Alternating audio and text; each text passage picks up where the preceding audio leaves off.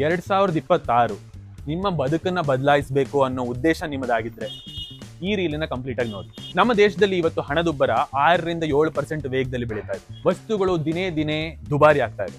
ನಮ್ಮ ಸೇವಿಂಗ್ಸ್ ಅದಕ್ಕಿಂತ ಕಮ್ಮಿ ರಿಟರ್ನ್ಸ್ ನಮಗೆ ಕೊಟ್ರೆ ಆ ಸೇವಿಂಗ್ಸ್ಗೆ ಅರ್ಥ ಇಲ್ಲ.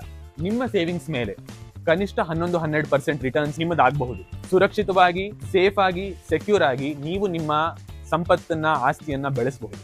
ಇದನ್ನ ಸುರಕ್ಷಿತವಾಗಿ ಹೇಗೆ ಮಾಡೋದು ಅಂತ ಕಲ್ತ್ಕೊಳ್ಳೋ ಆಸೆ ನಿಮ್ಮದಾಗಿದ್ರೆ ಆತ್ಮೀಯ ಸಂಸ್ಥೆಯನ್ನ ಸಂಪರ್ಕ ಮಾಡಿ. ಬಡ್ಜೆಟಿಂಗ್ ಮಾಡೋದು ಹೇಗೆ ಇಂದ ಹಿಡಿದು ನಿಮ್ಮ ಉಳಿತಾಯದ ಹಣವನ್ನ ಸುರಕ್ಷಿತವಾಗಿ 11-12% ಕನಿಷ್ಠ ಪ್ರಮಾಣದಲ್ಲಿ ಬೆಳೆಸೋದು ಹೇಗೆ ಅಂತ ನಾವು ನಿಮಗೆ ತಿಳಿಸ್ಕೊಡ್ತೀವಿ.